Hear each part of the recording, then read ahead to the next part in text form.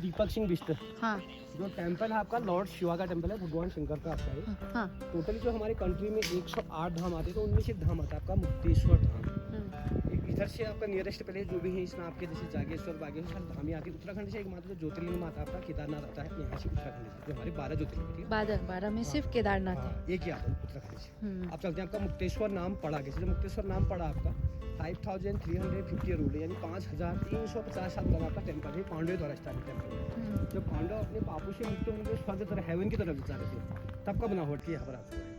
अभी जो बता रहा था मैं आपका मुक्ति और स्वर्ग नाम के महाराज ने इसी नागफन के नीचे बैठ के आपका मेडिटेशन किया था, और भगवान शंकर ने एक डायमंड की मुक्ति दी थी। उस राक्षस का नाम था आपका बाणासुर। अदरंगी से मुक्तेश्वर नाम उनकी वजह से पड़ा। ने बोला आप जाए केदारनाथ की साइड, तो वहाँ पर आपको भगवान शंकर मेडिटेशन करते पाए जाएंगे, बट किसी चीज़ का भी रूप धारण करें ढूंढना आपको है। तो 4 पांडव से एक मात्र युधिष्ठिर डॉगी तो वहाँ पहुँच चुके थे।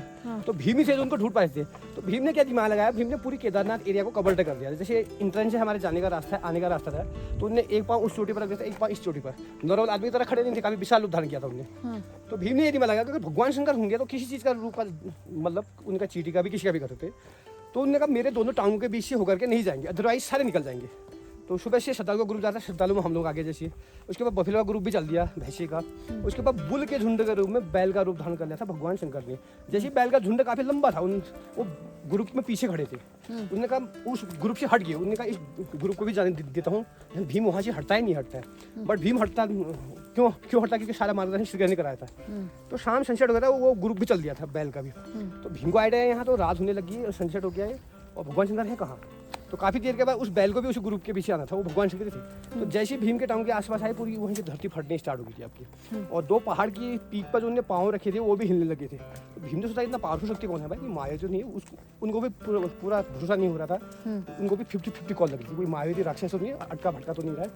तो जहाँ पर बुल खड़ा था वहीं से धरती फट गई थी, तो बैल के चारों पाँव जमीन के अंदर धस चुके थे। हाँ, तो भीम ने सोचा इसको मैं ऊपर खींच के देखता हूँ। बैल का कुबड़ होता है, कंधे पर पूंछ होती है। जैसे भीम ने कुबड़ और पूंछ को पकड़ने की सोची, कहा जाता है वो बैली जमीन के अंदर लुप्त हो गया। भगवान शंकर से इतनी आसानी से कहाँ हाथ आते भीम के। तो कहा जाता है बाद में उस बैल से प्रकट होकर भगवान शंकर बाहर आ गए थे, खाली स्टेज में जो बैल लगा था। तो बैल के 2 पार्ट पाएंगे, धड़ का सिरा तो वहीं रह गया केदारनाथ का आपका, और जो सर वाला सिरा पहुंच गया आपका पशुपतिनाथ, नेपाल कंट्री में पड़ता है। अब इसमें एक कंडीशन ये मानी जाती है, अगर आपने केदारनाथ कर दिया तो पशुपतिनाथ करना ही पड़ता है, क्योंकि तब धड़ और सर का मिलन तब कंप्लीट परिक्रमा मानी जाती है, जो पूर्ण दर्शन बोला जाता है। या फिर आपने पशुपतिनाथ कर लिया तो केदारनाथ करना पड़ता है, ये कहा जाता है ऐसे करके। तो रास्ता यही है, जैसे भीमताल होती है मुक्तेश्वर, जो अभी स्वर्ग की बता रहा था मैं, यहीं से होकर गई थी। फिर जागेश्वर बागेश्वर कपकोट केदारनाथ होता है, एंडिंग कहानी में केदारनाथ तो पहुंच गया। ठीक है,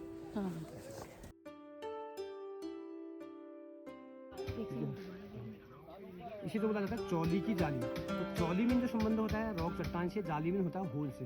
इसमें साल में एक बार जो आपका बिग फेस्टिवल आता है महाशिवरात्रि, एक ही महाशिवरात्रि है जो मंथ ऑफ आती है, फरवरी टू मार्च बनती है, यानी सिमिलर आप मान लो होली के आसपास जो महाशिवरात्रि आती है। तो इसमें होता क्या है, आफ्टर द मैरिज जिन लोगों के शादी के बाद जिनके बच्चे वगैरह होते हैं, जो लेडीज़ कंसीव नहीं कर पाती है, तो लेडीज़ के लिए होता है, लेडीज़ को इस होल के थ्रू निकलना होता है, तो उनको संतान की प्राप्ति होती है, और कोई पर्पज से नहीं है। सपोज आपने सोचा इस बिजनेस के लिए, मेरे इसके लिए ओनली ऑन जिनकी संतानें नहीं होती उनके लिए है, तो लेडीज़ को उपवास व्रत लेके आना पड़ता है, होल के माध्यम से निकलना होता है, तो उनको थ्रू द हॉल। ठीक है, तो आप लोगों का काफ़ी छोटा हॉल कैसे काफ़ी बड़ा हॉल है, 3 साल में। तो जो यहाँ के लोग होते हैं जो प्रॉपर यहीं से बिलोंग करते हो, तो उनको तो आदत रहती है, बचपन से आदत है, क्योंकि यहाँ की जो औरतें होती हैं आपका 80 kg का जाल का गट्ठर हो गया, लकड़ी का गट्ठर हो गया, सर में ले जाते हैं, उनको तो किसी प्रोटेक्शन की जरूरत नहीं। आप लोगों को आदत नहीं है, तो आप लोगों के लिए जो कॉर्नर पे त्रिशूल दिखा दे रहा है, उसमें 5 ट्रेनर लोग एडवेंचर वाले भैया हमारी हेल्प करते हैं। 5 ट्रेनर वहाँ खड़ेंगे, 5 उसके नीचे खड़ेंगे, 4 तरफ से बैरिकेड किया जाता है, यहाँ से ऊपर को रास्ता दिखाई दे रहा है, देखो यहाँ से बोथ साइड से 2 पिलर लगा दिया जाते हैं, इसमें रोपे बांधी जाती है।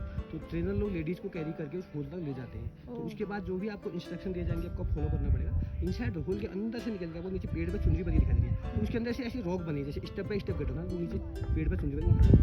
तो इसमें 2 कंडीशन मान जाती है। नंबर 1 होती है ग्रेजुविटी, उत्तराखंड जी को जाता है।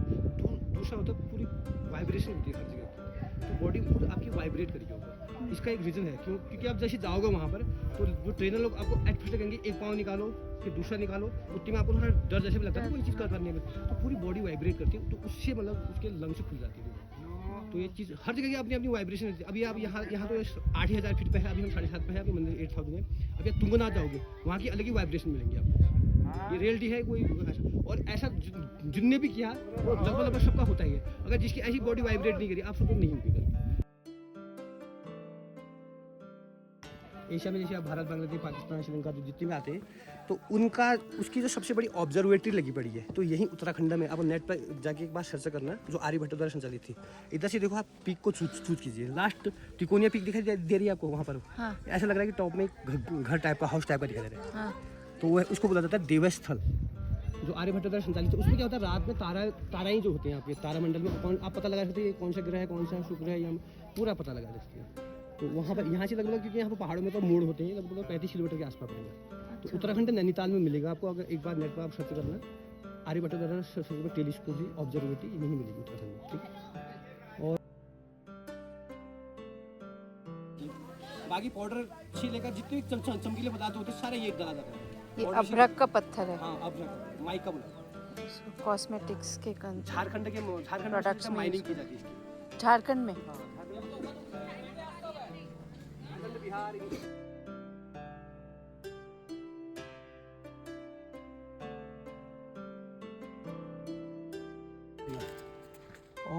और ये ब्राउन कलर का पेड़ दिखाई दे रहा है आपको बहुत सारे।